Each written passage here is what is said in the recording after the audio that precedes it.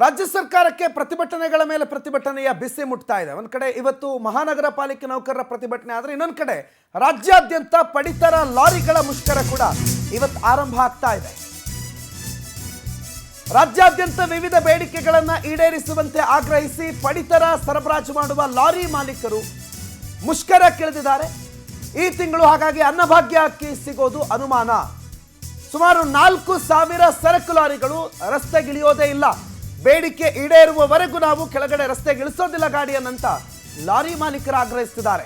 ಸುಮಾರು 260 ಕೋಟಿ ಬಿಡುಗಡೆಗೆ ಆಗ್ರಹಿಸಿ ಪಡಿತರ ಸರಬರಾಜು ವಾಹನದ ಮಾಲೀಕರು ಈ ಮುಷ್ಕರವನ್ನು ಕೈಗೊಂಡಿದ್ದಾರೆ.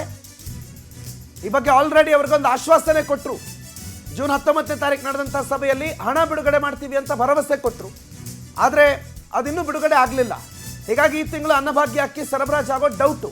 ಸೊ ಮುಷ್ಕರದ ಎಫೆಕ್ಟ್ನ ಹಿನ್ನೆಲೆಯಲ್ಲಿ ಪಡಿತರ ವಿತರಣೆಯಲ್ಲಿ ವ್ಯತ್ಯಯ ಆಗುವ ಸಾಧ್ಯತೆ ಇದೆ.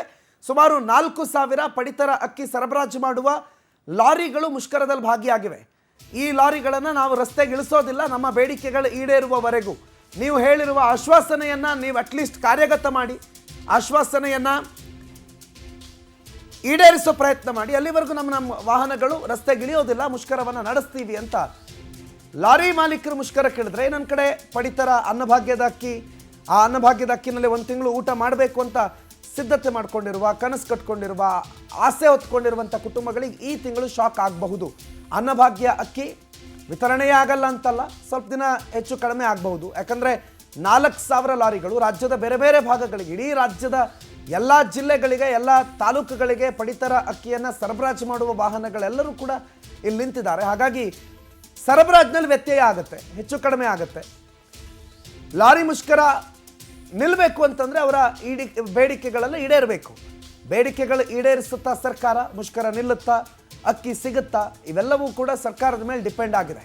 ಸರ್ಕಾರ ಆಲ್ರೆಡಿ ಕೊಟ್ಟಿರುವ ಮಾತಿನಂತೆ, ಮೊನ್ನೆ ಜೂನ್ 19ನೇ ತಾರೀಕು ಕೊಟ್ಟಂಥ ಮಾತಿನಂತೆ ನಡ್ಕೊಂಡಿದ್ರೆ ಈ ಮುಷ್ಕರ ಇವತ್ತು ಆಗ್ತಾ ಇರಲಿಲ್ಲ.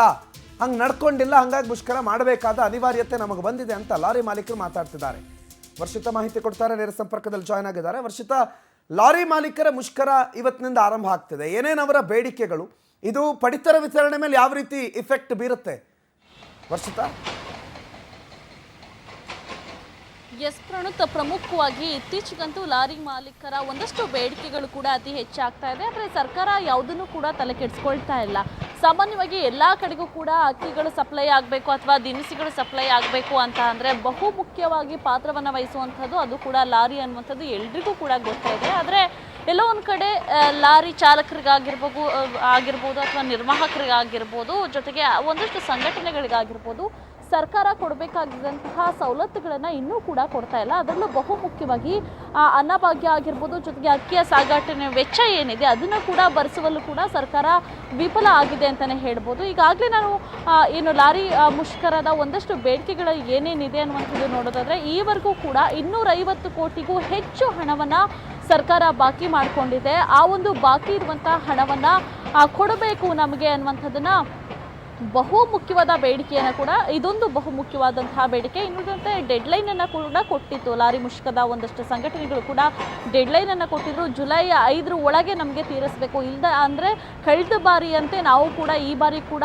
ಲಾರಿ ಮುಷ್ಕರಕ್ಕೆ ಕರೆ ಕೊಡ್ತೀವಿ ಅನ್ನುವಂತಹ ಸಂದೇಶವನ್ನು ಈ ಹಿಂದೆ ಕೂಡ ಕೊಟ್ಟಿತ್ತು. ಹಾಗಾಗಿ ಎಲ್ಲೋ ಒಂದು ಕಡೆ ಸರ್ಕಾರ ಕೂಡ ಲಾರಿ ಮುಷ್ಕರಕ್ಕೆ ಓಕೆ ಅಂತ ಅನಿಸುತ್ತೆ. ಯಾಕಂದರೆ 250 ಕೋಟಿಯನ್ನು ಕೊಡೋಕ್ಕಾಗದೆ ಏನು ಬೇಕಾದರೂ ಮಾಡ್ಕೊಳ್ಳಿ ಅನ್ನುವಂತಹ ಉಡಾಫಿತನವನ್ನು ಈಗ ಸರ್ಕಾರ ತೋರಿಸ್ತಾ ಇರುವಂಥದ್ದು. ಹಾಗಾಗಿ ಇಂದಿನಿಂದಲೇ ರಾಜ್ಯದಾದ್ಯಂತ ಲಾರಿಗಳು ಎಲ್ಲೂ ಕೂಡ ಓಡಾಡಲ್ಲ. ಜೊತೆಗೆ ಲಾರಿಗಳು ಏನು ಅಕ್ಕಿ ಸಾಗಾಟ ಆಗಿರ್ಬೋದು ಅಥವಾ ಅನ್ನಭಾಗ್ಯಕ್ಕಾಗಿರ್ಬೋದು, ಜೊತೆಗೆ ರಾಜ್ಯದ ಜನತೆಗೂ ಕೂಡ ಇದು ತುಂಬ ಎಫೆಕ್ಟ್ ಆಗುತ್ತೆ. ಎಲ್ಲೋ ಒಂದು ಕಡೆ ಸ್ಟಾಕ್ಗಳು ಬರ್ತಾ ಇದ್ರೆ, ಲಾರಿಗಳು ಒಂದು ಕಡೆಯಿಂದ ಮತ್ತೊಂದು ಕಡೆಗೆ ಸಾಗಿಸ್ತಾ ಇದ್ರೆ ರಾಜ್ಯದ ಜನತೆಗೂ ಕೂಡ ಇದರಿಂದ ಸೈಡ್ ಎಫೆಕ್ಟ್ಸ್ ಕೂಡ ಆಗುತ್ತೆ ಪ್ರಣುತ. ಹಾಗಾಗಿ ಸರ್ಕಾರ ಕೂಡ ಇವರ ಹತ್ರ ಗಮನ ಹರಿಸಬೇಕು. ಏನಾದರೂ ಇವರ ಬೇಡಿಕೆಗಳನ್ನು ಈಡೇರಿಸ್ತಿದ್ರೆ ಇನ್ನೂ ಕೂಡ ಪ್ರತಿಭಟನೆ ಆಗಿರ್ಬೋದು, ಮುಷ್ಕರ ಆಗಿರ್ಬೋದು ಇನ್ನೂ ಕೂಡ ಮುಂದುವರಿಯುತ್ತೆ. ಹಾಗಾಗಿ ಜನರ ಮೇಲೆ ಇದು ತುಂಬ ಹೊರೆಯಾಗುತ್ತೆ ಪ್ರಣುತ.